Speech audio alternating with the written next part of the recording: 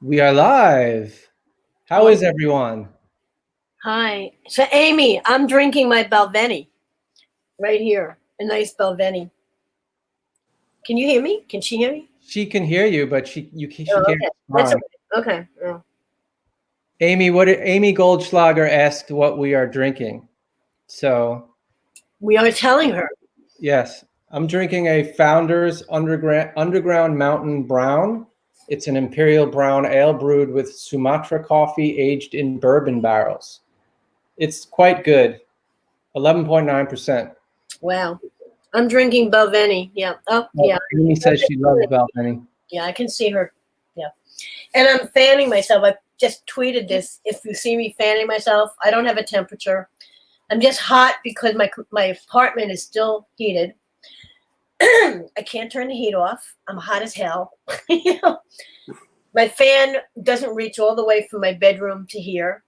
And the only outlet that my fan's in and has my air filter in. So it's either my air filter or my fan. And right now, I guess I could turn the air filter off and bring the fan over. But what the heck? In the meantime, I'm using a fan.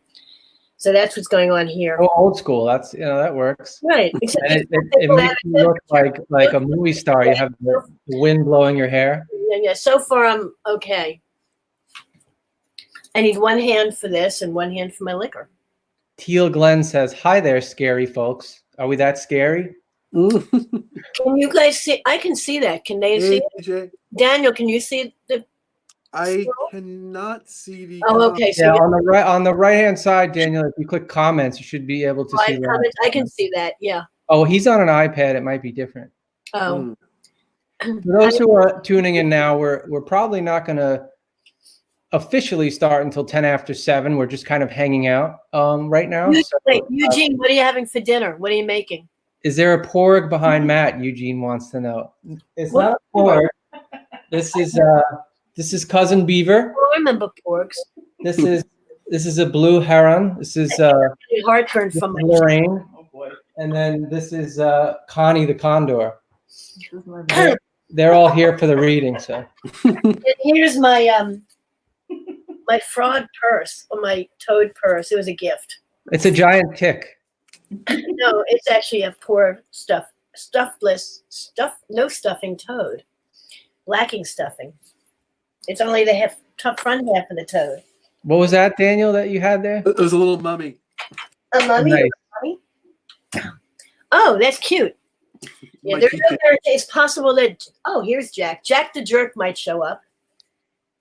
He's looking at me. He knows something's going on. His eyes are wide open, and his big, yellow, beautiful eyes are open, and he's checking things out. See, he wonders who I'm talking to. I think. When Jack the jerk reads, that's the banner that I'm going to put out. You darling, Jack. Come on. Oh, here he comes. Here he comes. Come on, Jack. Come on. Here he is. Come on. Come this way. No, he's going that way. He'll lie next to me probably. Are you going to come up? We have Tail on camera. Who's Nancy? Jack finally came to say hello to me last hi, Nancy. Here's Jack. There's his tail. You can see Jack's tail. I do. Yeah. What are you doing? Stop it. Uh-oh. He's doing bad things. He's ripping my notes. Stop it. The cat ate my manuscript. Jack, please don't. He's going to knock over all my notebooks with my spreadsheet. Please don't do that. Come here. Jack. If you want to know why Ellen Datlow hasn't responded to your submission, that's why. No, they're not submitting my spreadsheets for paying people. Linda Addison says she's going to make a gin and tonic as she would have at KGB. Cheers. Good. Hi, Linda. Hello. Cheers, Linda. Yes. And Nicholas Kaufman says, I'm so glad I don't have to save seats for anyone tonight. LOL. True. All right. We have 20 viewers right now, according to my... and Robert will be showing up eventually. What's that? Where did Robert go? Yeah, where is Robert? Because he's reading first. Oh, Steve Berman is here. Hello, Steve. Hi, Steve. This is fun. We should do this all the time. This way we can have people all over the country. I know. This is fun. Maybe if it works. Hey, Terry's here. Hi, Gay. Hi, Gay. Look at all the nice people who usually can't make it, says Amy Goldschlager. Yeah, exactly. This is a great way to get people to read from around the country who we can't get. Maybe we could do this in addition. Ugh, as if I want to run 2 readings. Yeah, I was thinking about doing some kind of informal We could do video podcast, but I don't know if I have time. But Linda and I were going to be rooming together at StokerCon, but I guess we're not. Uh-oh. Hey, uh-oh. Jack. That's it. Don't get off. Reading's canceled. He knocks over my drink. Cancel KGB. Get off. Get off, Jack. Sophie, please, both of you, stop it. Jack. Denise Johnson says hi from Arizona. Hello, Denise. Hi. Jack, come here. Sophie, they're next to each other, which means it could be a disaster. Sophie, come here. Come on. Sophie, get off there. They're both behind my computer on the desk. 26 viewers. That's pretty good. We're just waiting for Robert. Where are you, Robert? Robert, what happened to Robert? Someone check. I can't check email, but Well, I turned my email off. So I just checked. He didn't respond yet, but come here. He was. for those people just tuning in, we're gonna hang out till about 7:10. So if you want to go get a drink or do something else before we start, so we're gonna start the reading around 7:10. When I say please don't, that wasn't to you, audience. That was to Sophie and Jack. Sophie has gone away, so Jack is not going to at least chase her right now. But God knows what else he'll do. Beautiful Joe says, break a leg, Daniel. Come here, baby. thank you. Hi to everyone. I can't see the names, so hi to everyone who's there. Jordan Smith says, I think this is the first time I've had a seat at KGB. Yeah, this is the first time I'm doing KGB without pants. So, same boat. Yeah. I was waiting for someone to make that joke. Right. I'm actually wearing pants, but I am in my slippers though. Steve, I'm sorry. Wait a minute. Where did this come from? The maternal side? I'm sorry. What's the context? I'm missing the context. Wait, what? Steve Berman said I knew Ellen had a maternal side, but I don't understand. Maybe something with the cats. I don't know. Maybe, I don't know. It was a minute ago with a conversation. Oh, well. Left the building. At home camera equal yeah, only if the cats start doing things. They're both out of the room right now, which is a good thing. Yeah. Yeah, I had to take my alcohol. I had a nice bottle of I have 2 bottles of bison grass vodka. Yeah. And one I had in the freezer, but I had to take it out so I could make room for food. So now they're both in the fridge. And maybe afterwards, after I finish my Belveni, maybe I'll have some vodka. Sounds good. I'm not I hate them. I hate Jack the Jerk as my nemesis. Jack the Jerk. Jack the Jerk is out. He's not. He's left the room, literally. Yeah, Let's left hope. the building. I hope he's not. Everyone has to drink when Ellen says Jack the Jerk and Matt. Right. And when the banner goes up, everyone has to drink. Robert, where are you? He was. I didn't realize that. Daniel, wait a minute. You went to SUNY at Albany? Yeah. Did I know that? Did we talk about that? I think we've talked about it and then forgotten about it and then remembered together. And Luke is saying, okay, I didn't remember that. What year did you go? Did you graduate? I graduated in 92. Oh God. Okay. I was there in 71. Yeah, I was born in 70. Oh, okay.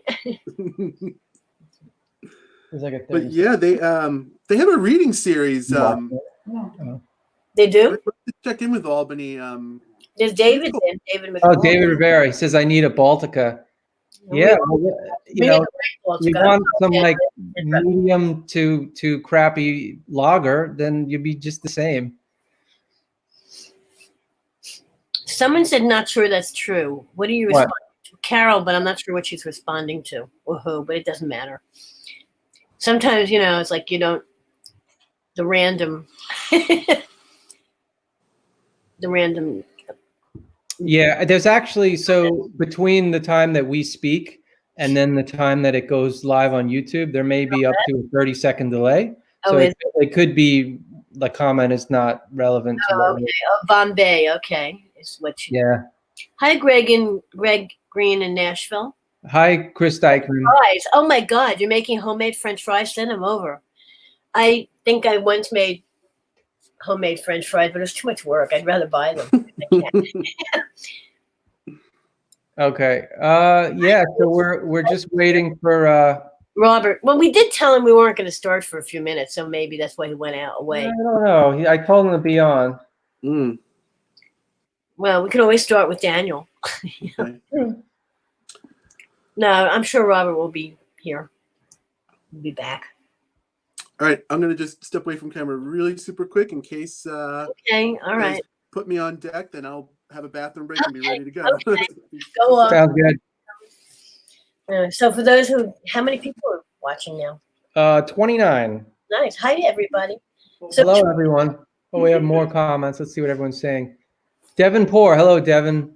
I didn't get Devin's thing. Where did? Oh, it just came in. Okay. Yeah. Now it's too. Now, am I getting chills? Now I'm chilly. Uh-oh. I'm so paranoid. I know. I'm in a perfect age group for this. And I've been running around for 2 weeks going to go to the supermarket shopping. So I keep feeling my head, no temperature. But I'm still nervous. Yeah, no line for the bathroom. Yeah, Eugene Meyer says no line for the bathroom. That's nice. How many do we usually have? We have it's totally varied. Like, you mean in the audience? It can get really crowded, so it's very hard to estimate because the bar is pretty small. Yeah. But I don't know. Average, I would say, is probably around 30 to 40. But then it can go up, like if it's really crowded, I don't know, 80 or more. I don't know. I really can't. It's hard to estimate. The place is small and people have overflowed into the hallway and down the stairs. Levy is here. Oh, hello, Olivia. Oh, Teresa DeLucci. Hello, Teresa. She's my neighbor. She's upstairs. I know. We haven't seen each other because we're quarantined. Mm-hmm. You should quarantine together. We wave at each other outside the fire escape. Oh. Actually, we haven't done that yet, but we should. Yeah, you can sing to each other. That's right. Like the Italians. Have you seen that? Those videos where they're all singing in the street? Yeah. Oh, good. Oh, by the way, yes. Yes, please. If we would love, Carol Geisinger just said, I just figured out how to send some money to KGB via Venmo. Yes, if you. Oh, I'll be mentioning that, Carol, on how to do that. We're gonna start at 7:10, and I'll let everyone know if they want to support the bar how to do that. Eugene, we miss you too. I miss you. Oh, hello, Lisanne. Hi there. Yeah, David Rivera says room is getting packed, standing room only. That's true. Yeah, I don't know. Oh, wait, sorry. Sorry, Daniel. I didn't see you pop back on. No worries. To Robert. I was just trying to get someone to stand outside the window and lean on the horn for that KGB authentic feel. Yes. Yeah. Hi, Carrie. Okay, so I'm getting a little nervous that Robert isn't here. What do we do? Oh, wait, here is. What, is he coming in? Robert says, "What's going on?" Hold on. Activate. I'm backstage. All right, hold on. He doesn't get activated, does he? We don't have Eugene, we haven't had a bookseller for a while. However, Word said that they would give 10% discount for people who bought books from them. But I don't know if that's happening now. But that's what was gonna happen in the future. So if that makes sense. Yeah. Hi, Dave Surface. So what are you activating him, or what's going on? Trouble getting in? Yeah, so he says it's back. He's quote unquote backstage. I don't know. Oh wait. So I don't know what he specifically means by that. Backstage was where we were before you went live. So I'm wondering maybe because we went live, we can't add someone when we're live. That's the only non-technical thing I could think of. Well, I don't want to end the broadcast because that would then bump everyone off. So let's see if we can get him to rejoin. Actually, let me see if I can email him one more time.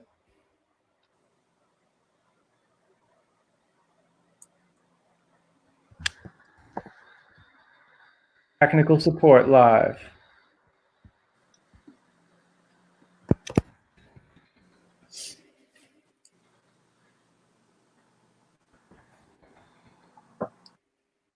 Devin said he's heard you sing. Who? Davenport has heard you sing, because Teresa was saying you probably would sing in excess. Oh, probably at a karaoke. Mm. All right, I just resent Robert the link. Okay. Let's keep our fingers crossed. Robert is waiting for you to activate. He is backstage. Okay. Rick is here. Hi, Oh, Rick. Rick, oh, Hi, Rick. wherever I am, wherever you are. Hello. You're here. I don't know. How did you manage to get in? I'm so happy you did this. He figured it out, or else someone figured it out for him. That's great. So, is Robert getting in? I just resent him the link. Okay. So Fingers crossed, everybody.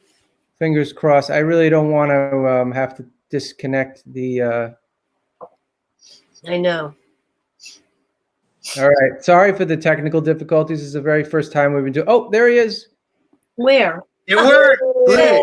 Yeah, there he is. I've been sitting here obviously for half an hour trying to get in. My apologies. You were wandering around your apartment, stumbling drunk, and then you're like, "Oh shit, I have a reading tonight." I'm sorry. I'm just. Don't tell them that. And now I'm going to turn my phone off Right. so I don't get any more panicked. Amy, you saw cats? What did you see? So Carrie's asking Amy, did she recover from cats yet? Wait a minute. Where did you see it? You saw the movie? I'm waiting for it to come onto Netflix. Did you see the Seth Rogen live tweets of cats while he was high? Yeah. That was pretty funny. I don't think so. But Okay. all right, we got Rob back. All right. So we have 40 viewers and it's 7:11. So should we start? Yes, we'll start. Okay. So everyone welcome. So if this is your first time here and Ellen is not contagious, yeah, I got many wrong. I'm so sorry. don't worry. Just stay 6 feet away from your computer screen. You'll be fine. So welcome to This is Fantastic Fiction at KGB. My name is Matthew Kressel, and I'm going to use the fun banners here. There we go. Hang on. What are you doing? Yay! Okay, so Fantastic Fiction at KGB. Ellen Datlow and I have hosted the series. Stop. Steve, Okay. remember this, that Lethe Press is offering a 55% discount on Robert's book. Use coupon code 55%. All right. Okay. Ellen, I'm going to mute you in a second. All right. Please, let me. Steve, wait until the. This is what it's like in person. You think it's because you think it's technical difficulties. No, that's what it's like if you come to the reading. She edits me while I give the announcements. All right, so here we go. KGB Fantastic Fiction at KGB Bar, which is closed. I'll get to that. Is a monthly reading series. It's a monthly speculative fiction reading series held on the third Wednesday of every month at the famous KGB Bar in Manhattan. It's hosted by myself and Ellen Datlow. A little history of the series. Terry Bisson and Alice K. Turner started the series in the late 90s, and they were attempting to bring together mainstream writers with writers of speculative fiction in order to show, in Alice Turner's words, that at a certain level they were plowing exactly the same field. In the spring of 2000, editor Ellen Datlow took over for Alice K. Turner, and in August 2002, Gavin J. Grant, who's a publisher of Small Beer Press, stepped in for Terry Bisson when Terry moved to California, and author Matt Kressel, that's me, stepped in for Gavin in April 2008. When they moved to Northampton, Massachusetts. Yeah, so it was too far for them to come to the series every month. So we have a website. Let's get the banner. Where's the banner? Fantastic Fiction. Here we go.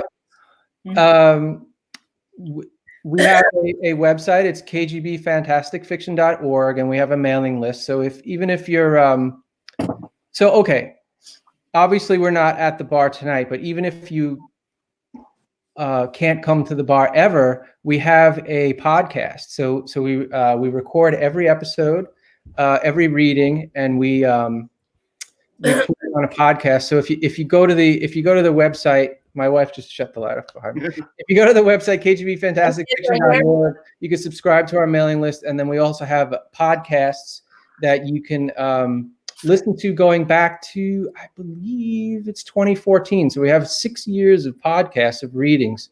So it's, they're live readings. So you hear like, police sirens going, cheerleaders performing on the street, elephants stomping upstairs. Outside rehearsing. Yeah, everything. So the KGB bar, I'll get to this in a minute, but I think you've probably heard by now that New York City is pretty much shut down. The KGB bar is a Soviet-themed bar on the Lower East Side of Manhattan. It used to serve as a speakeasy-style meeting place for Ukrainian socialists during the McCarthy period. Before the virus shut down the city, the bar was host to literary events almost every night of the month. You can check out their website, kgbbar.com. In the 20 years of hosting our series, Fantastic Fiction, the KGB bar never charged a cover. It's always free. You come, you listen to great fiction, you leave, you don't pay a penny. We usually ask that the audience buy a drink, hard or soft, to support the bar. But since the bar is closed, all bars and restaurants are closed, we are asking our viewers if they wish to support the bar by sending payments to them through Venmo. Venmo is an online payment service similar to PayPal if you're not familiar with it. If you so choose, you can send a tip to the KGB bar by searching for KGB bar on Venmo or Denis Woychuk, and I'll spell that for you, DenisWoychuk. So just search KGB bar on Venmo and it'll come up. And you can send them whatever you'd like, maybe the cost of a drink or two. Yeah. And the owner says, Dennis says that he promises to give a percentage of the money to his bartenders as well. So we hope you'll do that for us. So this is our very first live stream. As I said, we have a podcast, which gets very minor editing, and then we put it up on our website. But this is the first time we're ever doing it live. Here in New York City, everything is mostly shut down. There's a few stubborn folks ignoring that warning and going about business as usual to the detriment of everyone else. But there's talk that Mayor de Blasio may soon issue a shelter-in-place order. Which is actually what we're doing already, mostly. Yeah, so most people are doing that. Anyway, even before the city was locked down the way it is now, last week, Ellen and I decided to cancel the in-person reading for the safety of everyone. But we didn't want to disappoint our guests and our regular audience, so we thought it would be a good idea to try to do a live stream of the readings, over the internet. So this is our first time doing this. So, please excuse any hiccups, technical or from the beer I'm drinking. Right? Can't be KGB without a few drinks. Anyway, I'm almost. Look at Carol's note. What did Carol say? I learned that Venmo payments apparently only work for mobile devices, not on Venmo.com. That is true. So if people want to find another method to send to the bar, go to kgbfantasticfiction.org and contact us. There's an email address there, and we'll figure out another way to get them the money. So before we introduce our first readers tonight, just want to tell you briefly about our upcoming guests. Obviously, because of the situation, a lot of this is up in the air since we don't know what the future is going to bring. If the KGB bar does remain closed and the city remains closed, and if the guests are open to it, we would do another live stream next month. So again, this is all tentative. Next month, April 15th, Michael Sisko and Clay McLeod Chapman. May 20th, Leanna Renee Heber and Alana C. Myers. June 17th, N.K. Jemison and Kenneth Schneier. July 15th, Mike Allen and Benjamin Rosenbaum.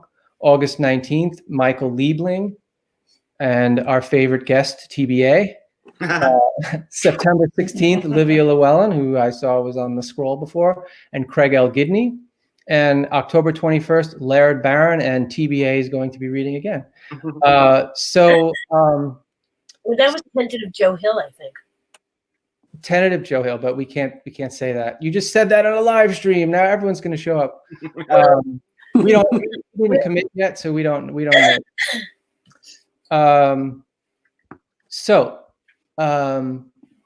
This is our opportunity. We thought to engage people a little bit because we can't really hear you. We can see your chat messages. So we thought it'd be interesting to do a little Q&A. So we hope you will stick around and after the readings.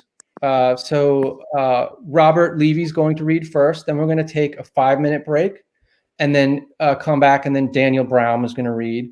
And then after Daniel reads, we're going to do a short Q&A. And so we hope you'll stick around for that. So let's do. Carol says that she got the Venmo app to work. Great. Okay. So Robert is going to be our first reader. And let me just get everything set up here. Okay.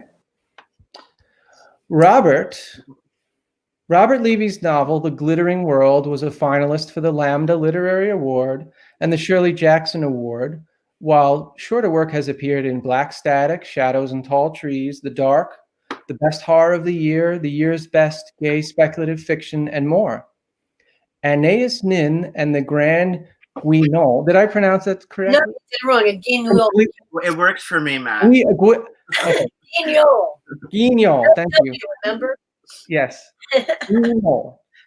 A speculative novella written in the style of the literary icon's legendary diaries, was released in October by Lethe Press. Here's Robert Levy. Thank you guys so much.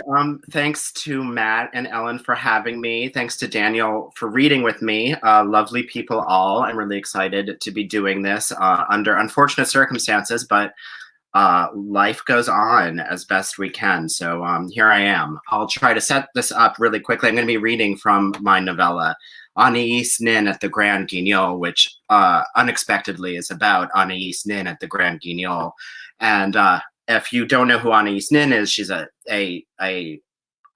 feminist icon, well known for her erotic fiction, but perhaps best known for her sex-tinged diaries. And this is, as Matt said in his introduction, a piece that's written in the style of those diaries. Just to quickly set this up, this takes place after her love triangle with the author Henry Miller and his dancer wife June has fallen apart. That was sort of famously depicted in a 1990 movie by Philip Kaufman called Henry and June that was based on her diaries. So it's after that happens and before her next phase, which is an exploration of her incestuous relationship with her father. So this is kind of a bridge piece between those two moments in her life, during which she is still married to her husband, Hugo. So in this novella, she forms a new love triangle that is far darker between a actress, the grande dame of the Grand Guignol Theater, who's named Maxa. And the Grand Guignol is a theater that is existed in Paris for 60 years and was a theater of virtue and vice, and they would perform very macabre horror scenarios as well as very sexual ones. So Maxa is the grande dame of the Grand Guignol, and she's fallen into a relationship with her while Maxa is under the sway of a mysterious stranger. Anaïs goes to a masquerade and has a dalliance with a masked man who she realizes is this stranger. And that night she has a dream. And that is the piece I'll be reading tonight. I wake in the night and reach for Hugo, only to find the space beside me empty. And so I step out of bed and throw on a negligee. The dog's fast asleep before the cindering hearth, as I slip out of the room and down the stairs in darkness. In the strange crepuscular shine through the windows, I make my way to the front door, which I discover has been left open. I cross the threshold, the air heady with the scent of night flowers as I enter the garden, the grass beneath my bare feet slicked with cool dew. I realize now that I am dreaming and stare back at the house and its wide face, its 11 shutters closed to the evening like slumbering eyelids. All save the center shutter, which is thrown wide, the glass of its window visible in the moon's mellow glow. The sealed room has been opened. The soft crunch of wet leaves, and I turn. There is a slight figure adjacent to the elm tree, past the drive and the far side of the fountain. A crouched and half-hidden shape, barely perceptible in the blue moonlight, but there nevertheless, not 10 yards away. I am too scared to move any closer, and yet I know I must puzzle out whatever is happening, that the answer will comprise the most important truth I have ever known. Maxa, I whisper. Perhaps she has decided to pay me a visit after all, here in this twilight realm. Maxa, is that you? The figure shifts behind the tree so that it is hidden, and I force myself forward. 1 foot before the next, it takes all my courage to make the slow and inexorable walk to the tree and the fleeting shape beyond. When I finally reach the elm, I travel counterclockwise around its formidable trunk, its branches swollen and dripping with moisture. There is no one here any longer, and only now do I realize I am holding my breath. I exhale a cloud of perfumed smoke and lean against the rough bark, my relief laced with a disturbing sense of unease, the source of which I cannot place. I close my eyes and listen to the trill of a nightingale chirruping in the heavy leafage above. Have you forgotten me so soon? The stranger's molasses voice shocks me to attention. A melodic baritone spoken everywhere at once, as if sung by a midnight choir of the damned. I attempt to run, but my spine is adhered to the bark, fixed to the elm's rough trunk like a fly drowning in amber. My hands stick to the tree as well, and I thrash and struggle as I try to free myself. Soon, however, I am immobilized altogether. Come. The invisible fiend whispers into the shell of my ear, the disembodied word seductive, ravenous. There is so much more I want to show you. The heavy branches quiver and bend, and the elm's dense and unseasonable greenery ripples and descends, draping me in a foliate shroud. I am forced against the meat of the tree, pressed into its bark as if into wax. The pressure increases and I flail, my gaze rearing up toward the house and the darkening sky beyond. At the open shutter, I see the slight figure once more. This time, she stands in the window of the sealed room, her small face staring down at me as I struggle against the tree. It is myself. Or rather, my younger self, maybe 9 years old, my tiny hands pressed to the glass and following the proceedings below with an inscrutable interest. Behind my younger self is my father Joaquin, who looks down upon me as well, his gaze conveying a similar stony fascination. He stands very close to her, too close, his large hands on her shoulders, body pressed against her back the way the tree is fixed to mine. He is invading her, just the same. Invading me. Rather than being crushed against the tree's unwavering mass, I begin to pass into it. My flesh melts against and inside its expanding trunk until the tree has swallowed me. Once absorbed, I am released and drop down onto a ground of coarse sand. My racing heart begins to slow, and I get to my feet, alone inside a humid and dimly lit cavern. The wet surfaces are made of pocked shale, or perhaps some kind of coral, the distant echo of crashing waves reverberating against the walls. I shuffle my way toward a slit of light cast upon the far side of the cave, and suck in my breath as I wriggle through the narrow egress. At once, a vast sheet of churning gray light blinds me. After a few moments, my eyes adjust, and I discover I am perched atop a carved pillar of uneven stone.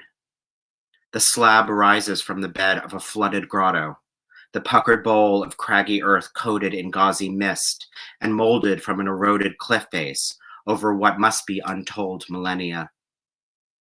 There are more pillars on the shore around me in a rough approximation of a circle, reminiscent of the pylons of an abandoned dock.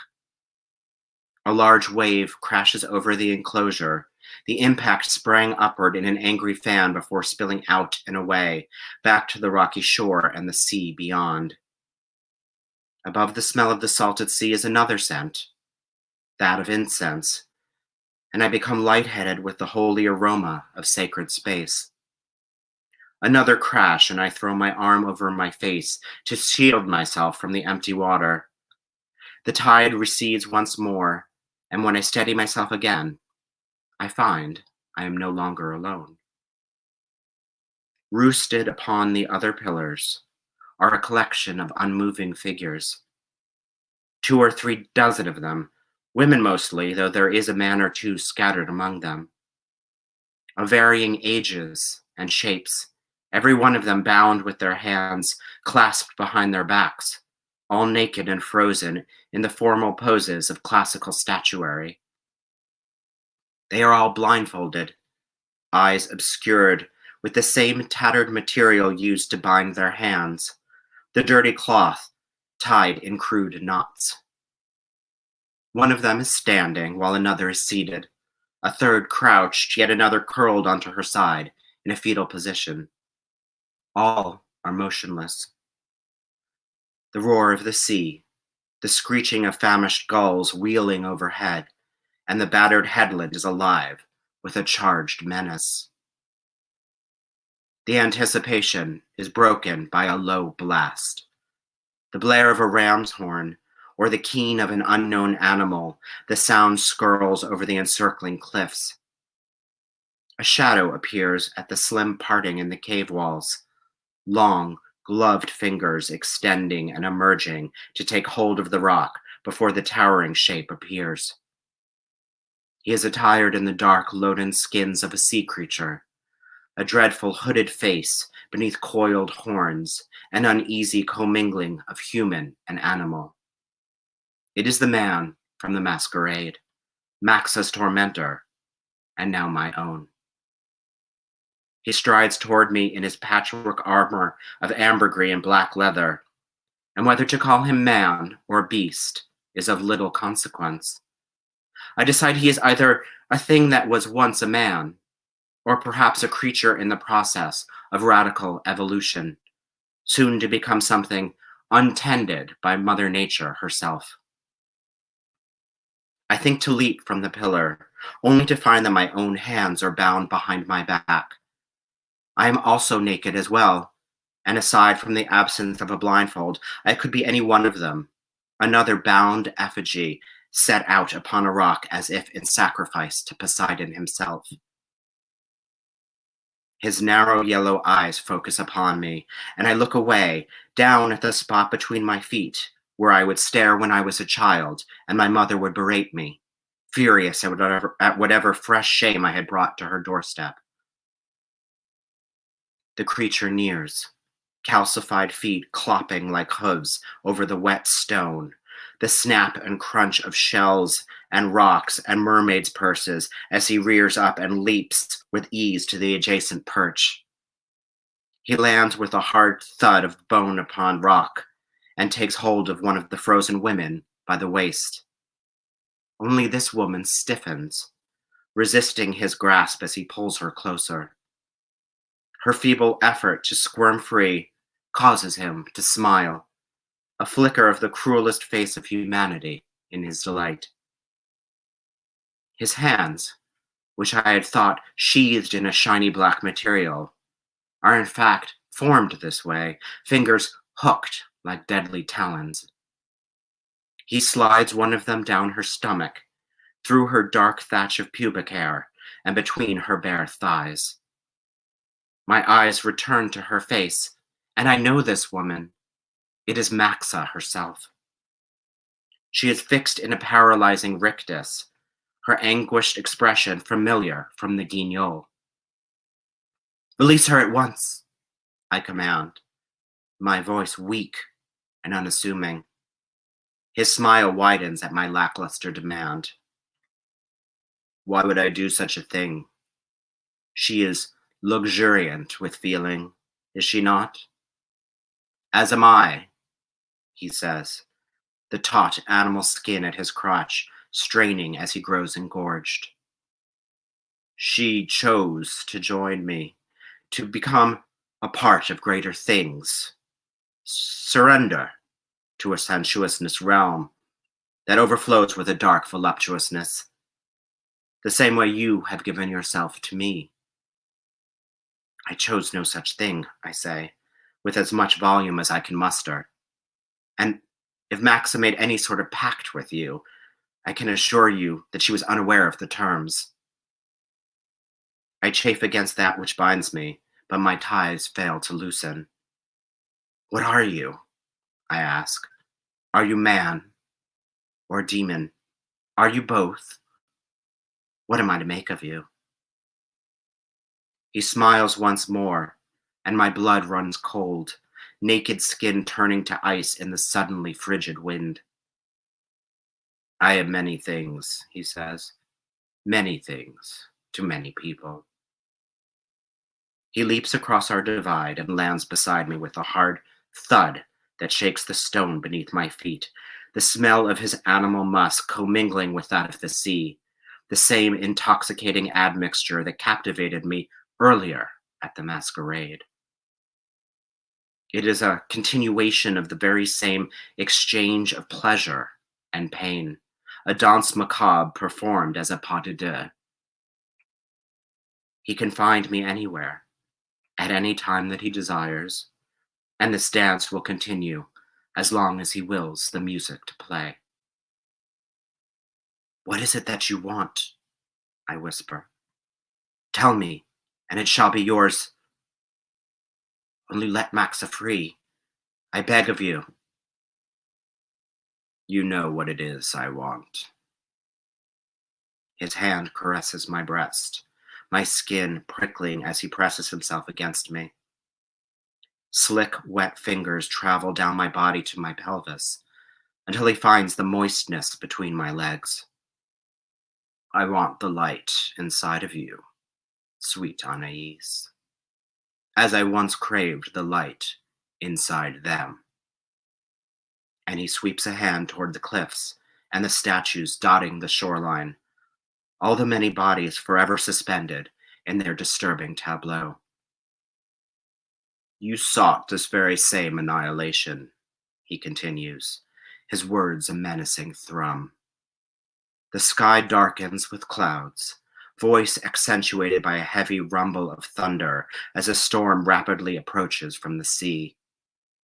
Like them, you came to me seeking oblivion, and now that you have tasted it, there is no turning back, for oblivion has already tasted you. He hunches down, his mouth traveling my skin, and my gaze drops to the ground.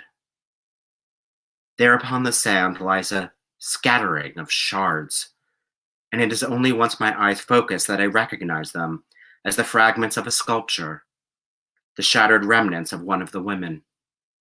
The pieces are large enough that I am able to put them together in my mind and glimpse the woman that they once embodied, her face long and equine, like that of a Modigliani. I stumble and rear back, and in doing so I face the cave mouth, where the woman with the Modigliani face watches from the darkness. She raises a finger to her lips, her wrist cuffed by torn cloth, though her binds are severed. Another figure hovers in the shadows behind her, an older woman, stooped and emaciated. What I can grasp of this older woman is weathered and formidable, hair a tangle of matted knots, her stick-like limbs corded with muscle and adorned with an array of beaded bracelets of turquoise and amber and gold. She holds a finger to her lips as well, imploring my silence, lest their presence be given away.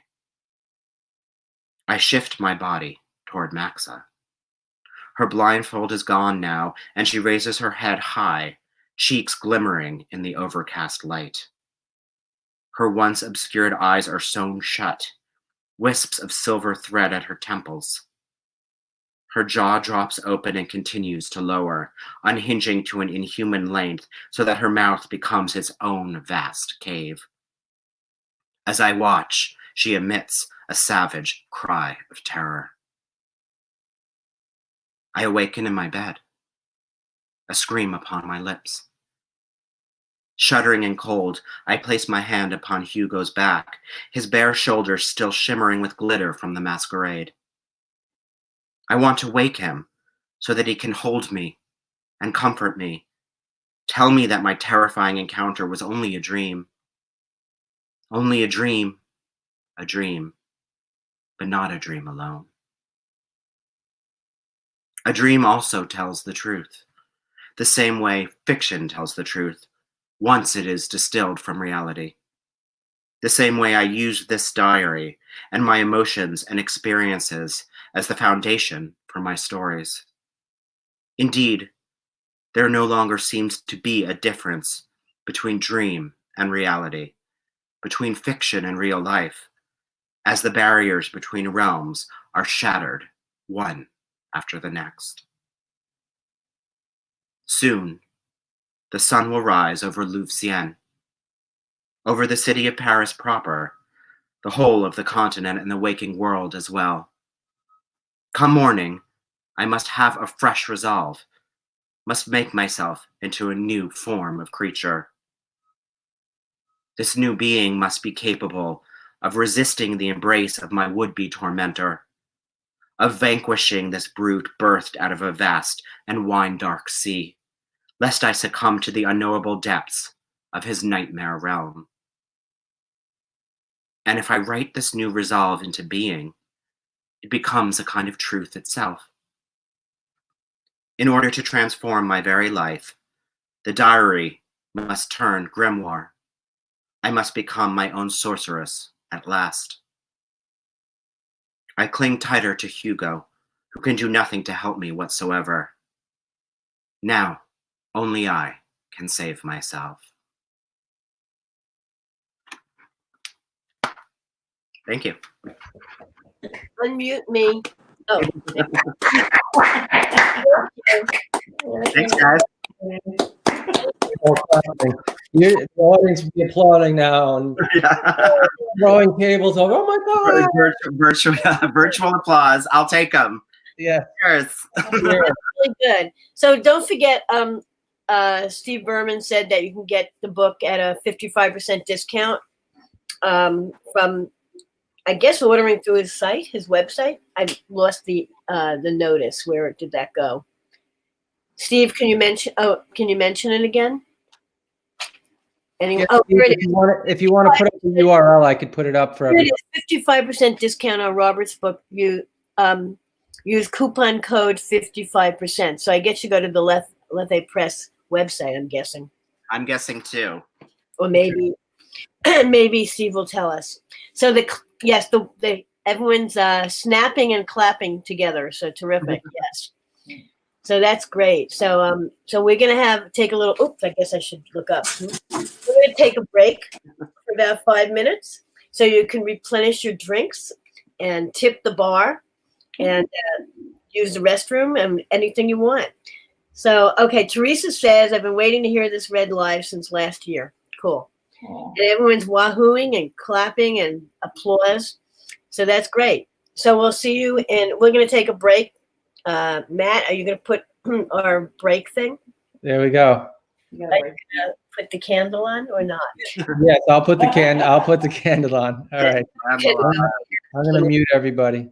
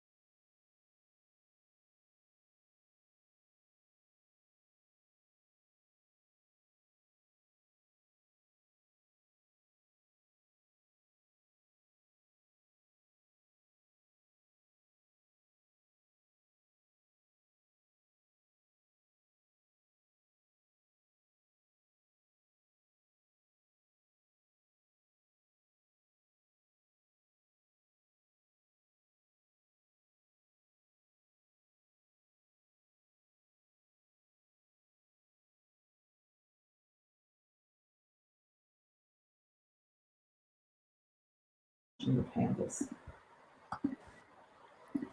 Hello, hi. Hello. Hi. So we're back here? Yeah, we're back.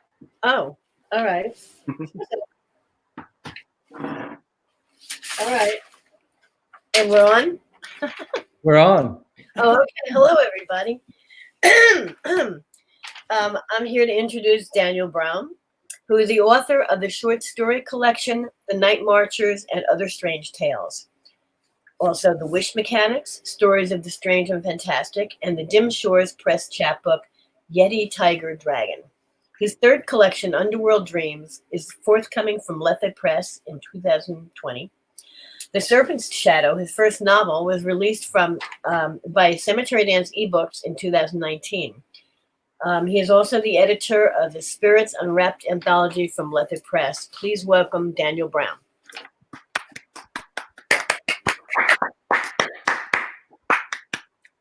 Hey, hello everyone. Thank you, Matt. Thank you, Ellen, Robert, KGB Bar, everyone at Cemetery Dance, and everyone who tuned in. Thank you so much. Yeah, I'm going to be reading an excerpt from my book, The Serpent's Shadow, from Cemetery Dance. It's out as an ebook only. One of the things about the book is it's one of those stories that appears to be and is almost structured like a familiar horror story or setup, much in the way something like It Follows appears to be a standard teen stalker movie, but it's something very different. The book starts off like one of those kids on the jungle on vacation gone wrong kind of tales, but it goes to a very different and a much deeper place. The story is set in Mexico's Yucatan Peninsula in 1986 at the dawn of the resort era. It was a very different time before cell phones, before the computer boom, and the Yucatan up until the 1970s had been a lawless and mostly undeveloped area, in a way, comparisons to the Wild Wild West era. So as outsiders and development comes, the Mexicans and the Mayans are engaged in a quiet war for the future of what's going to become of the area. The story begins during a Christmas time vacation boom where a killer known as the White Lady has disrupted the status quo with a string of vacation time murders. And there are those who think she is Santa Muerte, Saint Death from local folklore. Our main characters are Anne-Marie and David, two young teenage wannabe lovers who are experiencing their first tastes of freedom and the world around them outside the bounds of the lives they knew. Anne-Marie is Guatemalan, but she was raised in New York since she was an infant. David and Anne-Marie are having their first moments together alone, outside in the jungle, exploring the archaeology, with a Mayan man whose name is Ramon and who claims to be a guide. The jungle and the sites are supposed to be abandoned, but they find people there worshiping and assembling into human chains along paths, which are white bricked roads called Sac Bay. These human chains are part of the supernatural part of the story that develops. And the section I'm going to read right now picks up where Ramon and everything takes the first big turn for the strange. Person after person emerged from the jungle. They moved along the Sac Bay in single file, stepping in unison until the first person in line, one of the young women I recognized from the trail, reached the foot of the pyramid and stopped. About a dozen people were in front of Ramon. He looked ridiculous with all that green paint slathered on his face and back and chest, and in that feather headdress. He shouted something in Mayan, and the young woman began to climb.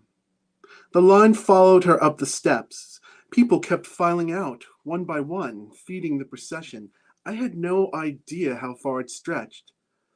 Look at everyone, Anne-Marie said. Ramon said there were 40 or 50 families living around here, I said. I think there are more people here than that.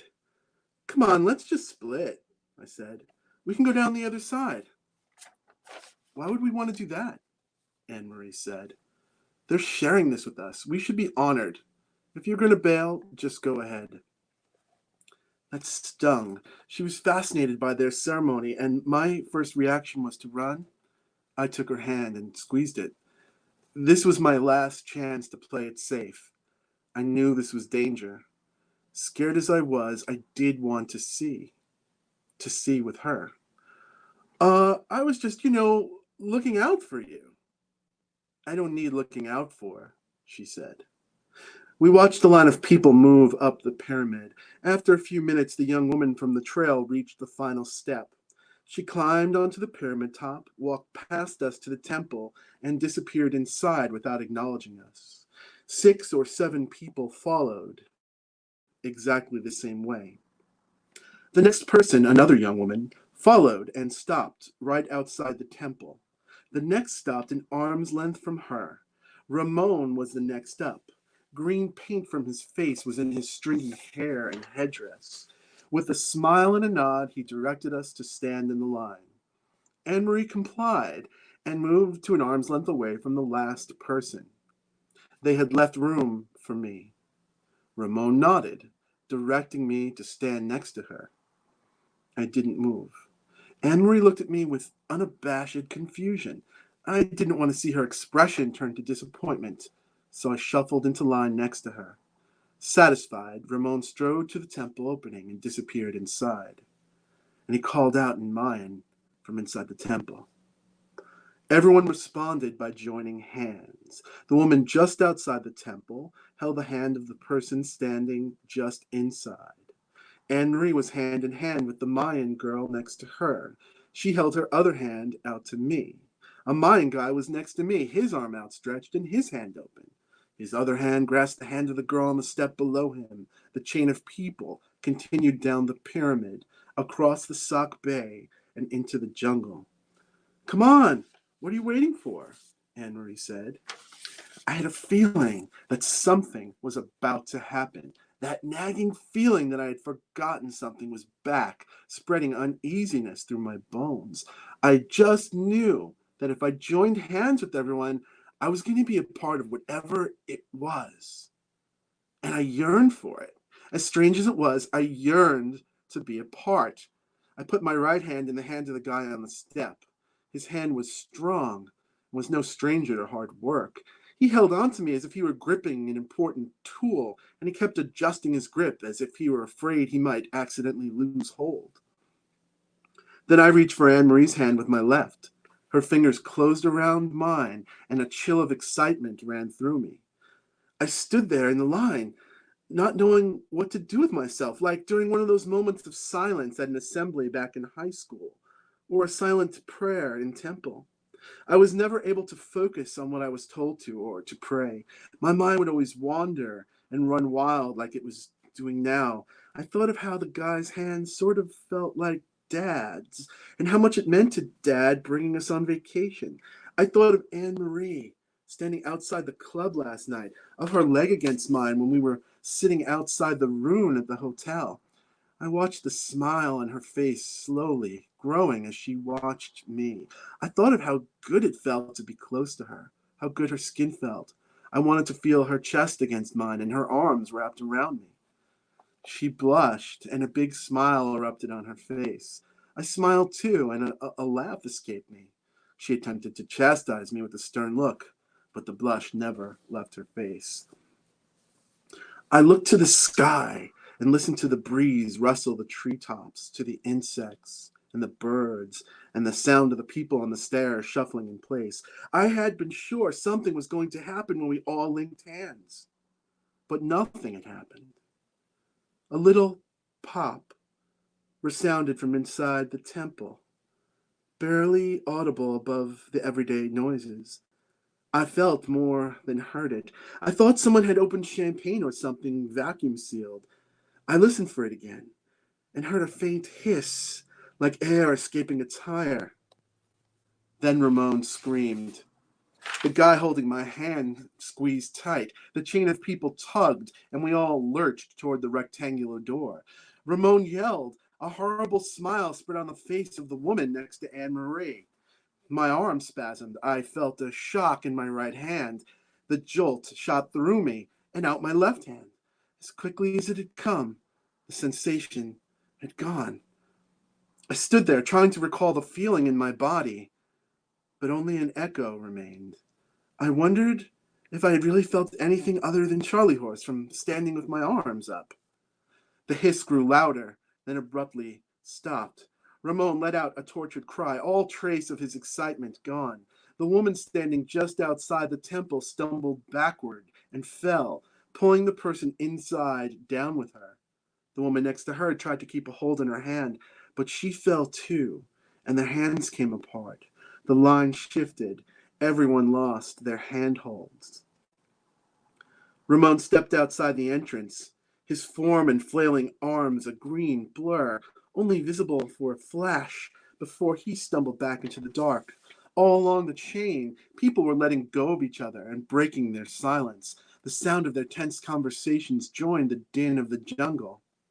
Ramon stumbled out of the temple again. A big, green snake had its jaws clamped over the bottom of his face and his neck. Its long body floated in the air next to him in defiance of gravity. It looked like one of those tree boas, but all grown up and as thick as my leg. Ramon swatted at it and stumbled in circles. Feathered wings unfolded from the snake's back with a whoosh. They were red. Red as Ramon's headdress. With each undulation of the snake's body, the wings grew a little larger. Yellow. Then blue feathers appeared among the red as they opened. One summer, Dad showed me a butterfly crawl out of a cocoon and pump blood into its new wings. This was like that, only it was happening much faster. People were screaming. In the corner of my eye, I saw Anne-Marie crawling into the temple. I knew something horrible was happening, but I couldn't look away. The way the snake moved, the way its body cut the air was of profound importance that was eclipsing all other thoughts. Looking at it filled me with calm. Despite the erupting chaos, all I wanted to do was watch its green scales catch the sunlight.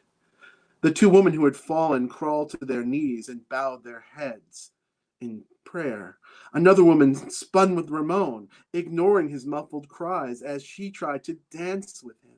The snake whipped its body and knocked into her.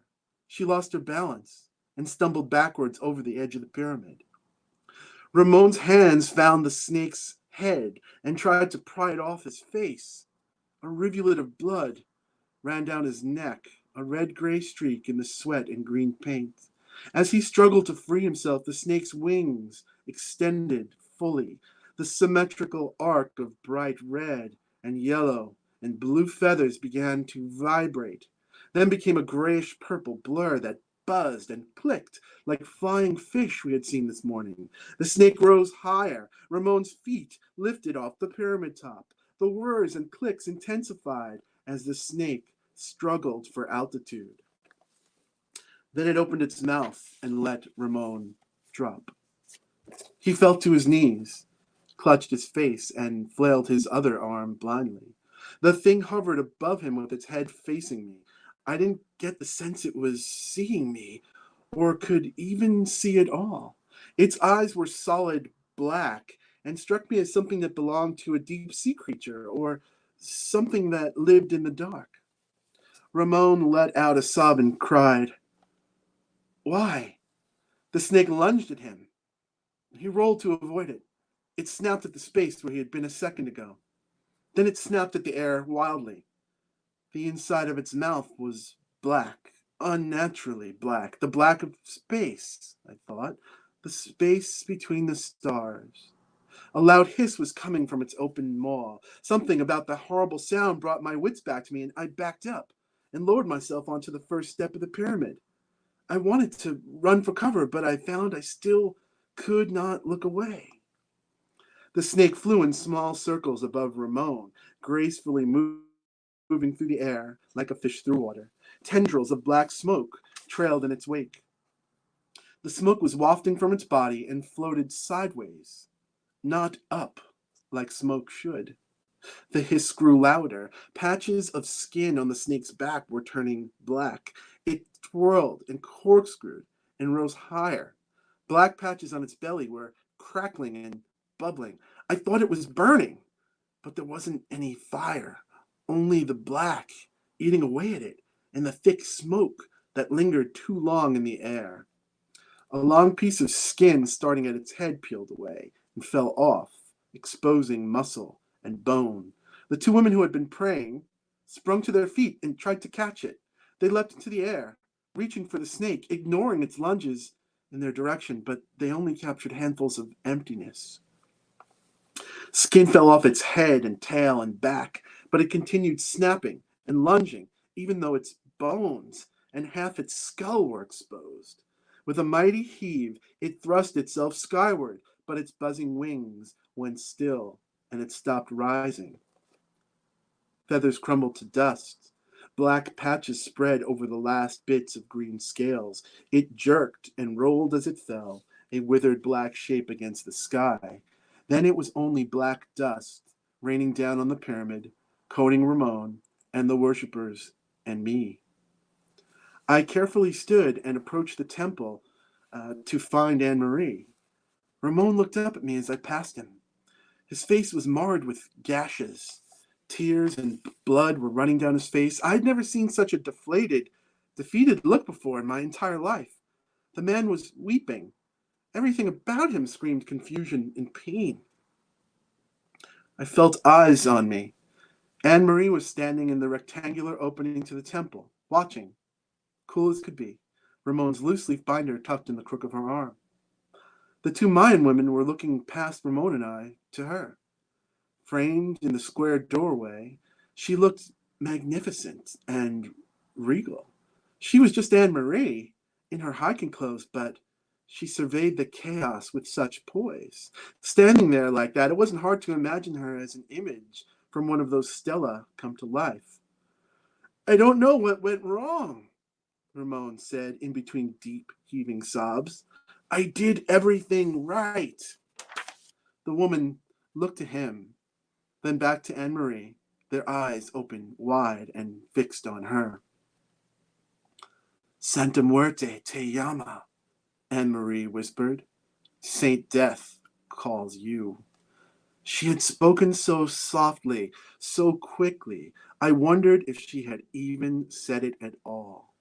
The two women grabbed Ramon by the arms and began to drag him. It was such an act of violence, I felt a pang in my stomach. Without any compassion, they towed him to the other side of the pyramid and disappeared over the edge. Anne-Marie came to me and brushed black dust off my face. Good look for you, she said. Seriously? I asked. Holy shit, what the hell was all that? Come on, let's get out of here, she said. And we'll break it right there. Thank you so much.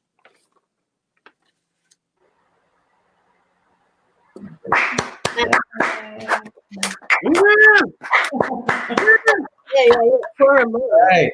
Thank you.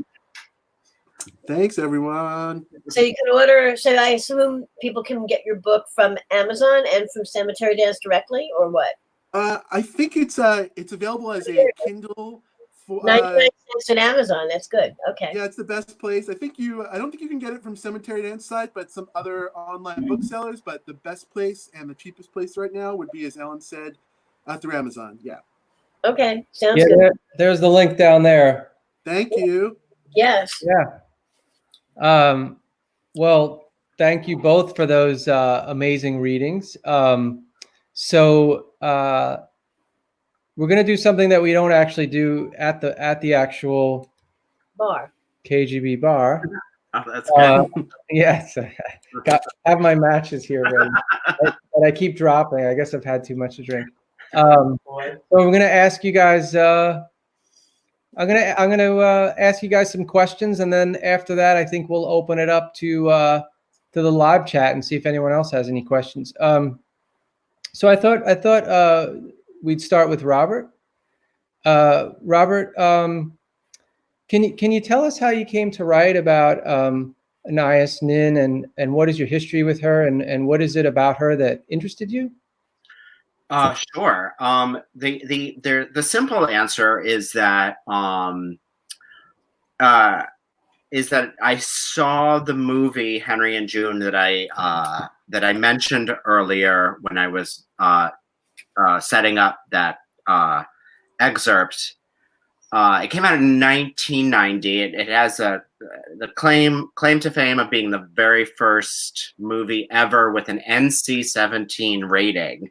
They kind of had to make a new rating for this movie because it wasn't rated X, but they felt that it was not appropriate for people under 17.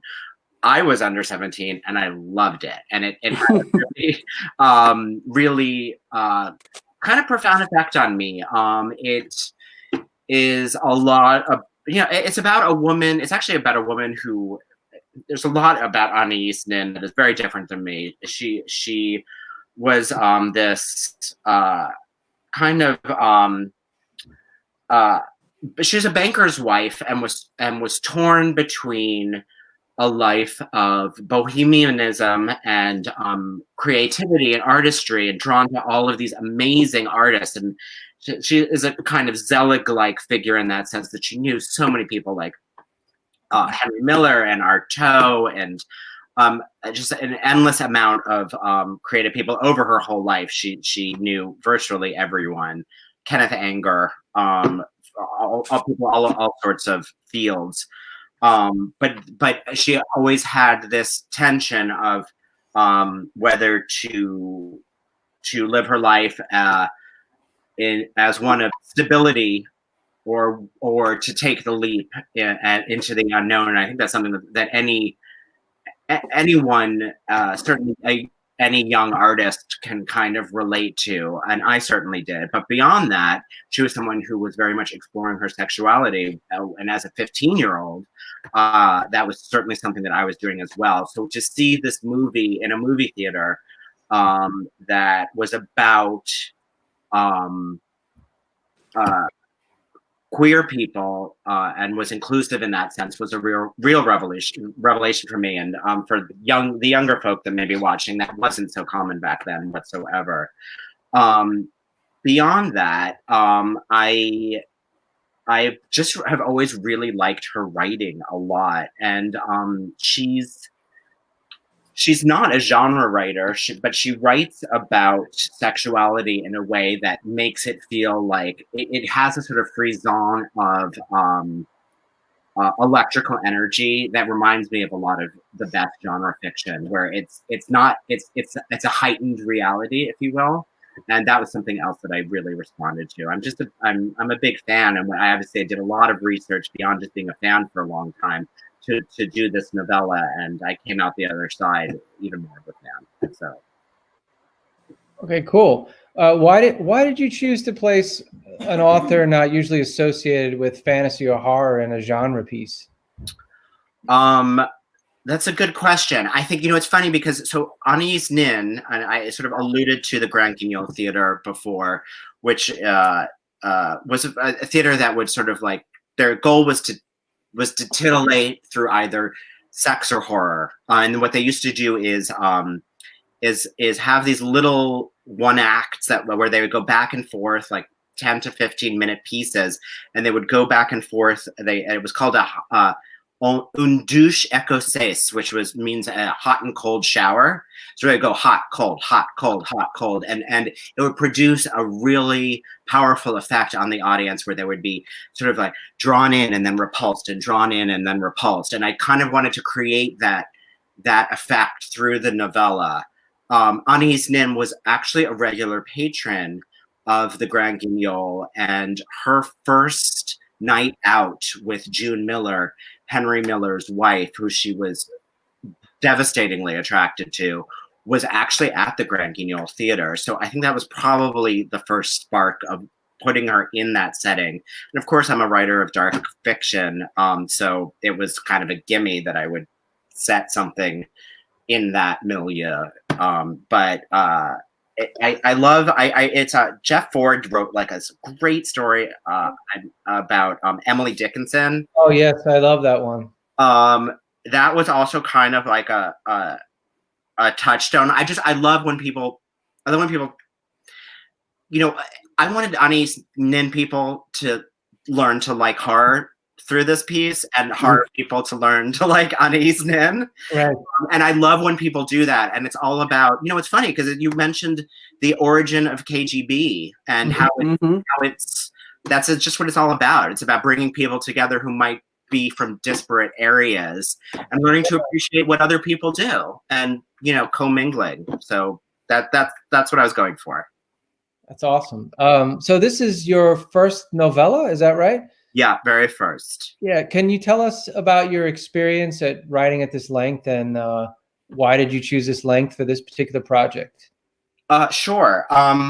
So I've often heard, and this is certainly something that Ellen could speak to, that novellas are a great length for horror. And obviously Ellen's like short story queen. I get that. But, you know, I for a dark piece where it's a short stories can be kind of like a gut punch. And then a novel, horror novels are hard. It's hard to keep that, you know, it's a lot of heavy lifting because horror is definitely a genre that more than some might, you know, you're always having the thing where like, why don't they just leave the house in horror? Like, why don't they just leave? You know, so you have to do a lot of heavy lifting to kind of get people out of that mindset. So in this, I wanted to try to tackle a horror or dark fantasy novella. I always straddle those two lines. Also because I admire so many writers who work in that mode at that length. Like, you know, I mean, so, you know, people like Elizabeth Hand and Olivia Llewellyn and John Langan and Laird Barron and Caitlin Kiernan. And, you know, there's so many people who are doing such great work at that length. So I kind of wanted to try it. Yeah. But for this particular piece, I felt that to do Anaïs's voice and to do it in the style of her diary would be gimmicky at a short length and would grow old at a longer length. So that's, for this particular piece, why I chose that you know, it's 35,000 words. It's pushing long, but that was I loved working at this length. I wish there were, you know, more opportunities to put novellas out there. And I think there's just going to be more. Obviously, Tor.com is leading the way, but like, you know, I just think like there's everything about our culture is pointing to the novella. It's a great length. Yeah. I love like this little short read that you could read in maybe 1 or 2 sittings, you know, and yeah, it's really great. Absolutely. Thank you, Robert. We're going to turn over to Daniel. Daniel, I have a couple of questions for you. So tell me a little bit, how can structure in general affect the genre classification of a story? So like The Serpent's Shadow has an unexpected ending point. How do you think the structure of the book pushes it closer or farther away of what a reader might think of as a horror story? For me, you know, I wrote the book not knowing, not really knowing where the length was going to come out, but I had a certain ending point in mind, and the ending that I had originally written and originally thought of is the ending that now appears in the book. But during the process, I second guessed myself. Like for whatever reason, I just didn't think it was a good enough ending, or I didn't think it worked. And that was the time I was working with my editor, Norman Prentice, who, you know, after a couple of rewrites, he really gave me the confidence and the courage and also the education into horror. He said, no, this is the ending. So it got me this was quite a few years ago already. So it got me thinking and just researching. I hadn't read or wasn't really versed in horror. So I just was exploring, what makes something, like Robert said, okay, I'm into dark fantasy and horror. Like, I think a lot of these definitions are perhaps academic, as long as it's a good or an organic fit, but it did get me thinking, well, why is this one horror? So the ending point was, it was a sort of a point in the story where it reached or someone reaches a decision, and it's not necessarily an expected decision, and it's a point where the story still goes on. And it's a kind of ending that I really like. And in my research, which consisted pleasurably of reading a lot of horror stories that had come before, I realized that is, if not a common ending, it was an ending that I was seeing uniquely to horror stories, which made me think why my editor gave me the confidence and the vote to end it there. And also, began a lot of my education about and critical thinking about structure and how structure could fit with genre. And this is just my 2 cents. I don't know if any of this is a rule or true or false, just my one writer's observation. Sure. So I'm wondering if you could tell us like how the Serpent Shadow plays with or subverts common genre fiction tropes, and maybe if you had this in mind when you were writing the story. I didn't have that in mind when I was writing the story, but I do, because for me, the process of writing it was an organic flow, which is very different than the way I normally write. When I write short stories, which was like from my most common form, I do think a lot about structure, and I do think a lot about tropes. But I think it just, once I wrote what I wanted to see, I think a lot of I like stories where tropes are presented, but also played with, subverted, examined that way. Like a go-to film that I always talk about is the film It Follows. Like on the surface, it looks like a teen slasher movie. Okay, it's kids and they're being pursued by a slasher. There are some rules, may or may not be supernatural. And I think the Serpent Shadow is operating in some of the same ways, in that the story on first glance does appear to be something that's becoming more and more common, like the sort of vacation horror or tropic horror. Like there are kids and they're on vacation and they mess with something or something happens. But that's the point where my book plays with the tropes and it departs from there. So I like stories where you're still having a shape, you're still having the familiar. So I guess you can still entertain or you can still draw people in, but once you have them in there, the story goes in different places and you're freed up to examine different things about the stories of the characters. And that's just something I love to no end. And I hope I achieved that in the book. That's cool. It's cool. So a little bit of synchronicity, I think. Most of the work that you've published are short stories, but this is your first longer work, kind of like Robert. How does the longer format differ, in the process than writing short stories? For me, it just allowed me to tell a story, to add the element of time. And I think I went back and looking at a lot of my short stories take place, most of them take place in pretty compact instances of time. And I think I find it really hard within the confines. I mean, I love the short story, I love the form, but yeah, I feel my short stories are, for me, the way I know how to write them, they have to be very, very focused. So most of my short stories don't have the luxury, or I haven't quite figured out how to tell stories over larger periods of time. So that's just like one luxury the novel form allowed me to tell a story, that to just play with that element. All right, that's awesome. So now I think we're going to open it up to some viewer questions. So there is a slight delay. So we're live streaming this, and then you guys are seeing it. I think they said it could be up to 30 seconds. So if you guys have any questions, I'll try to pick some interesting ones to ask, and you can ask any of us. You could ask, Robert, Daniel, Ellen, or myself, and we'd be happy to answer them. But so we'll give everyone a couple moments to catch up to us. So Daniel and Robert, what did you guys think of this format? How was it for you? So far so good. Yeah. Oh, I absolutely loved it. I have a question or comment for Robert, if that's allowed. Sure.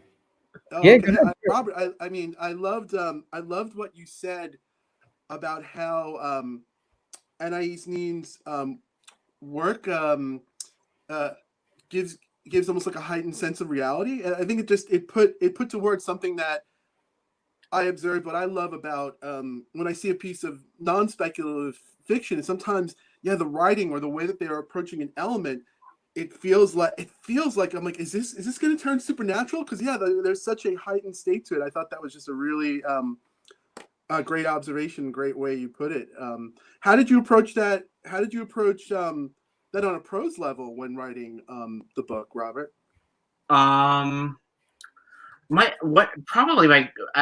Obviously my literary touchstone in this piece was Anaïs Nin. She has her erotica. She's written a lot of erotica. She used to write it for kind of like a penny a word for a mysterious benefactor who was unknown. I believe it was actually Henry Miller who got her the gig. He was like, I don't want to do this anymore. And she started doing it, and she wasn't the only one. There was a lawyer who was like a go-between between the benefactor and Anaïs, but it's speculated that the lawyer was the one who was getting her to write this stuff. So she was writing these erotic pieces, some of which are very strange and actually very dark, which is not something that is necessarily associated with her. She was basically writing dark fiction. So I took that kind of energy from the short erotic vignettes that she would do and applied it to trying to create a secret diary, kind of like a diary so shocking that it could never be shown to the world because it was so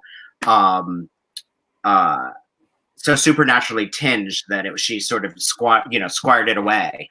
So I kind of tried to combine those two sides of her, the fiction writer and the diarist, into this piece. Matt, did you see there are a few questions up there? Yeah. So I think I can put them up here. Julia Rust asks, question for Robert from David Surface. Nice job of capturing Anaïs Nin's voice. Was there a particular point in the writing where you could feel her voice becoming your own? That's a great question.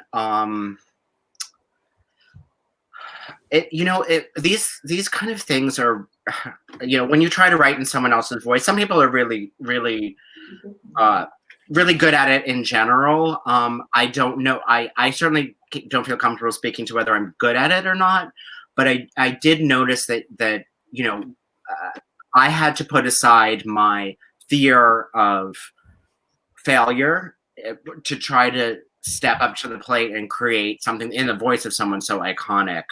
Certainly as a man, I was as a little dumbstruck that no one had done this before, and no one had written a piece in her voice before that I could find. And believe me, I looked.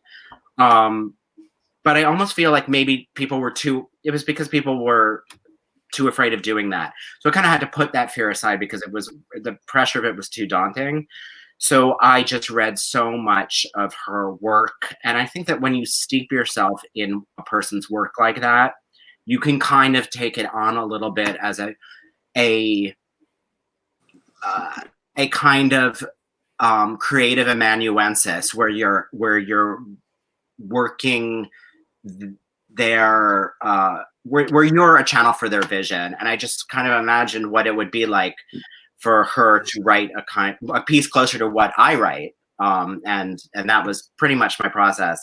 I hope I got it right. So I can't really speak to that, but I'm pretty proud of how it came out from my own standards. Cliff Winning asked, you both used some great surreal imagery. My question, did the images occur first or did they arise organically from writing these scenes or ... Daniel, you want to take that one? Yeah, normally in my writing process, I'm going to say both. Like normally I will start with an image. I usually start with setting. So I can't remember when, but once upon a time, long, long ago, there was always this image. I had visited some of those places as a boy, and I had seen those sock bay, and no one really knows what they're for. And just like for a long time, I just had a boyish imagination of hundreds and thousands of people linking hands. And so on the one hand, that was like the organic part of it. And then the other side of it, the craft side, is, well, once you've committed that there's going to be dramatic structure around this idea, then it becomes a much more craft and working process to make it fit in the dramatic structure of the story. Robert, what's your take on that question? I'm really glad this question was asked, because I read what is ostensibly a dream sequence, and there's a sort of famous truism in writing, which is tell a dream, lose a reader, and it was attributed to Henry James. I don't think he's the one that said it, but that isn't true in horror and horror adjacent fields, and that's because what that genre does is, much like we were saying, more real than real. Dreams in horror are a unique way to pass information along where you're actually getting the truth of what a situation is. Whereas in more realist fiction, it's just dreams like, oh, this happened, this happened, this happened. But in horror, no. You're actually in a place where you're learning what the real truth is. And some of my favorite practitioners of that are definitely Caitlin Kiernan and Laird Barron. They're always sort of my two like dream sequence touchstones. So for me, this piece that I read, this excerpt had a lot of dream imagery in it, but I absolutely wanted to convey that this was the real. This was the real truth of what was going on. This was this figure's real nightmare realm, and that's something I just love about horror.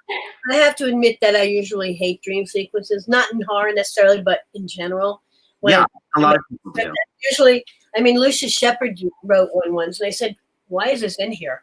It's like 3 pages. It doesn't tell me anything about the character or doesn't do anything with the plot. And so, I mean, it depends. You have to be careful. Even in horror, you have to be careful with dream sequences. Sure. And don't overuse them. But yeah, in this case, it Agreed. Did he cut the dream sequence? Yeah, I made him. I don't know if he put it back when he did a collection, but I said, it's not going in without publishing. So, he listened to me. He's getting paid by me. Smart man. Carrie Laban He's a lucky man. Carrie Laban asks us, question for both authors. I'd love to hear more about the research process for these stories. Daniel, want to take that one? I'm lucky enough that I didn't have to do any research for it. I guess I did do research. That a lot of it just came from my experiences. I had traveled to the Yucatan as a young teenager, and I'd spent a significant amount of trips there. Interestingly enough, right around just a little bit after the period of time when Tiptree had been writing their stories, that were sit there, the Tales of Quintana Roo. So it was a time when literally 1 year, I had been in this remarkable place, and the next year would come back and literally see the bulldozers clear cutting it. So I felt like it wasn't a development was a literal. It wasn't a existential thing. It was a literal thing. So I'd always carried with me wanting to somehow write a story about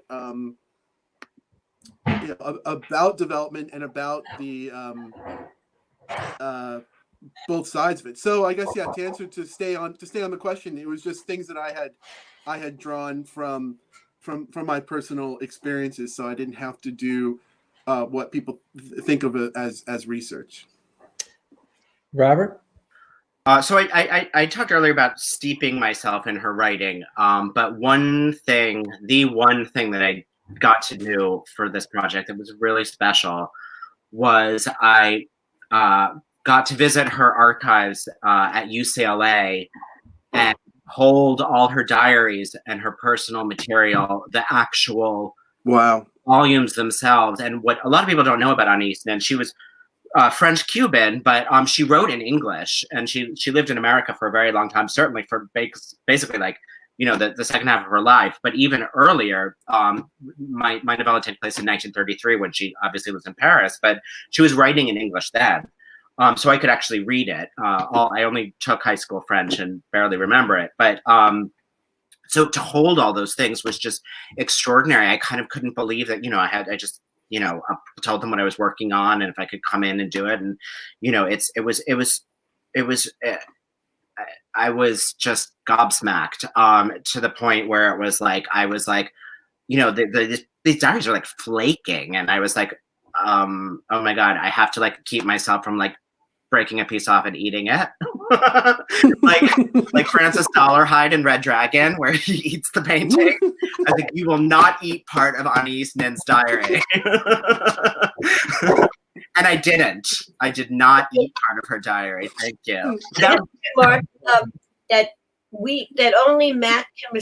I think Matt, you can respond in the live comments. We can't post on the live comments. I can see them, but we can't actually respond except by talking. So just so you know.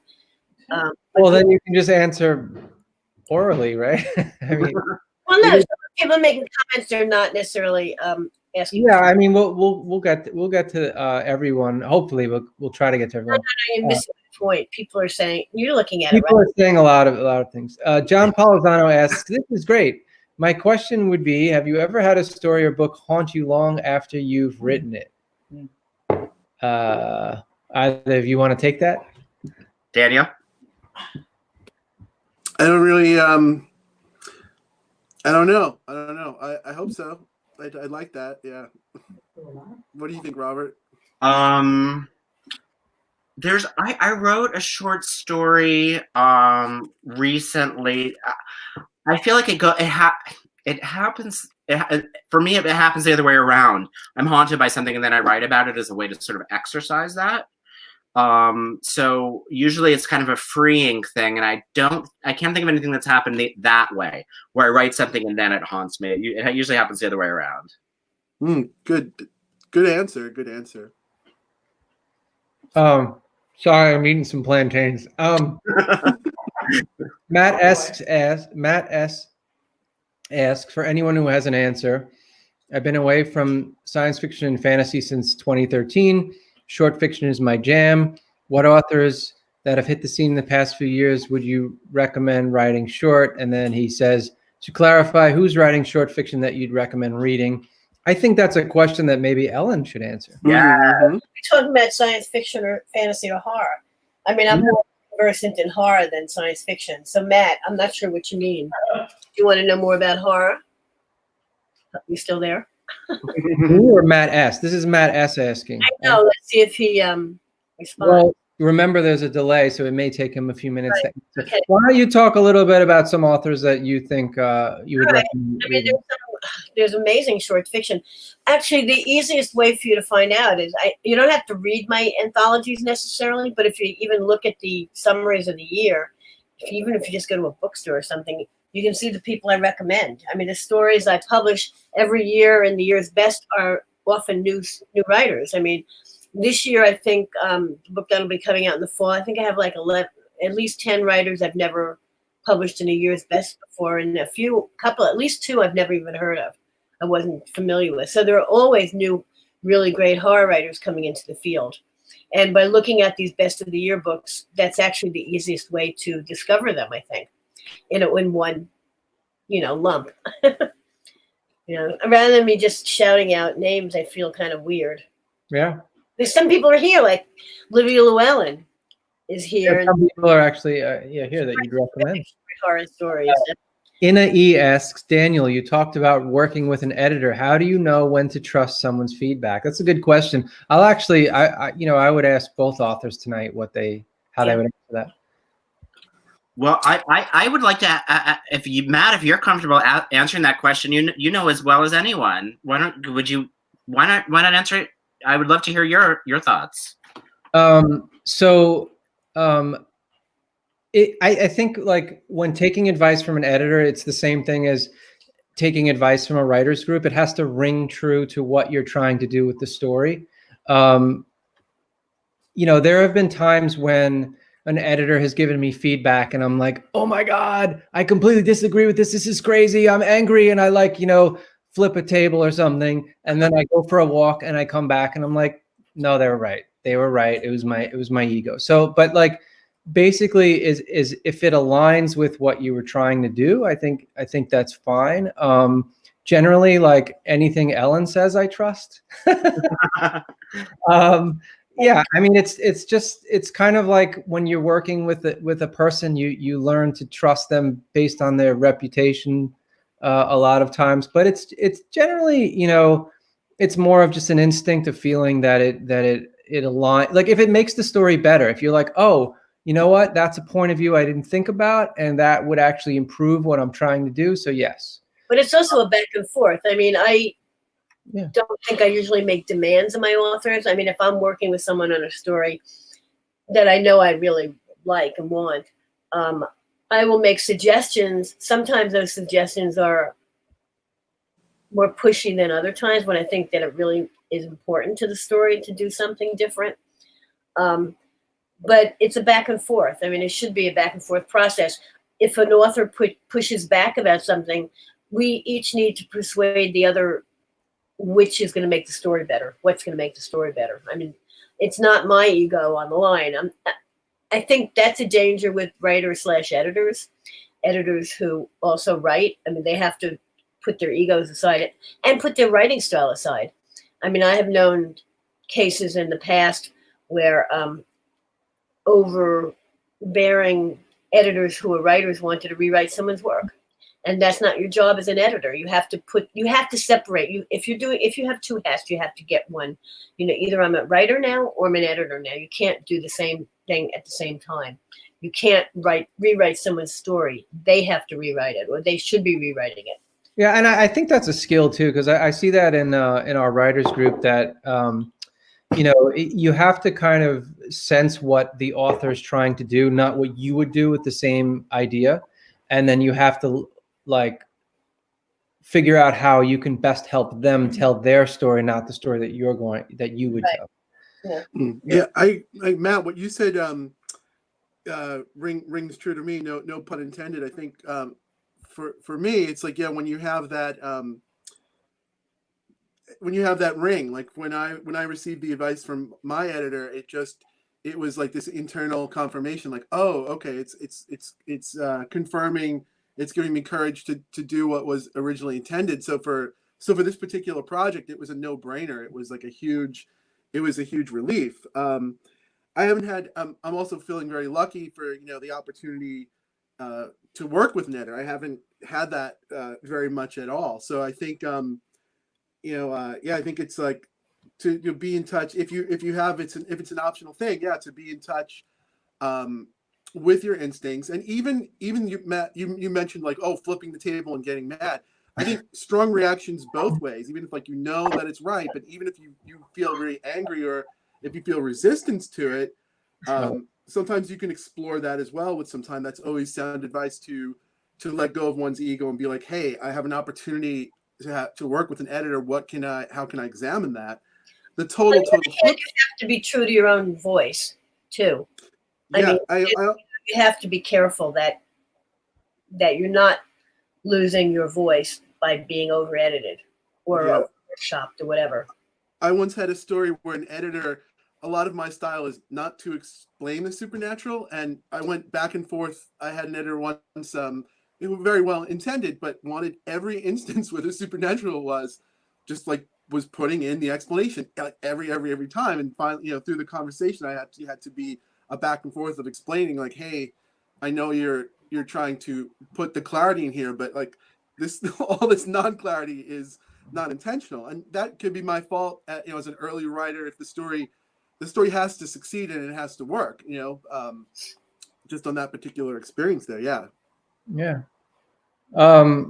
Let me see if there's any latest questions. More questions? I think that's it for the questions, at least. Unless someone else has one. Unless someone else has a question, we'll give another minute or two.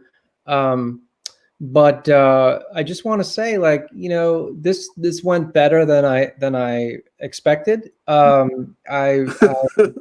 Well, you know, it's our first time live streaming, so I mean, I thought there was going to be a hiccup. I mean, we had one little hiccup. Robert had some trouble connecting, but we figured that out. You know, he put that. We can make Hollywood Squares and, jokes, Brady Bunch jokes, or anything. Right? Yeah. It's a story. How do we do that? Yeah. No, it's just.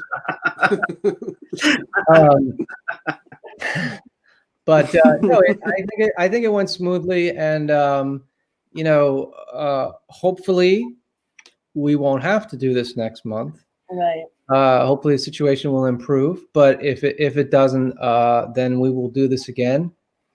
And you know, hopefully you guys out there enjoyed it, and you know, maybe you can give us some feedback either in the YouTube comments or on Twitter or on Facebook.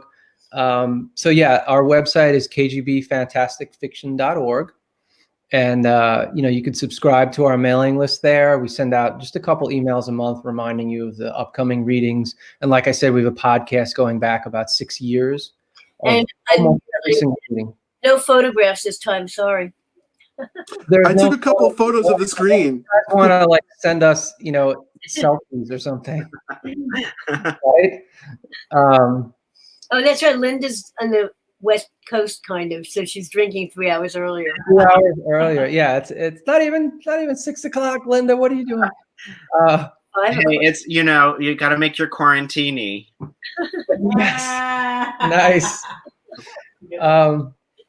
All right. So, any final thoughts from our guests or Ellen or any of our audience members? Now's your chance. Thank you, Daniel, and thank you, Robert. This is great. This was a lot of fun. Nice to see people I haven't seen for Luke and Eugene. Did Eugene go away? Anyway, it was really lovely seeing people I haven't seen for a while. And new people, too. Yeah. Thank you, Matt, Ellen, and Robert. Thank you. This was really fun. Thank you guys so much. And thank you to everyone who came. And stay safe, everyone. Yes. Stay safe, stay healthy. And yes, thank you all for being here. We soon we'll now be live streaming dinner. That's right. We're all going to the kitchen sink right now. You can put, no, we're not going. Yes, thank you, everyone. This was great. A nice little break from all the other stuff that's going on. Definitely.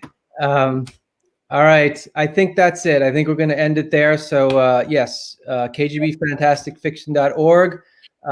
Thank you, Robert Levy. Thank you, Daniel Braum, and thank you to everyone who watched. And don't forget, try to tip the bar.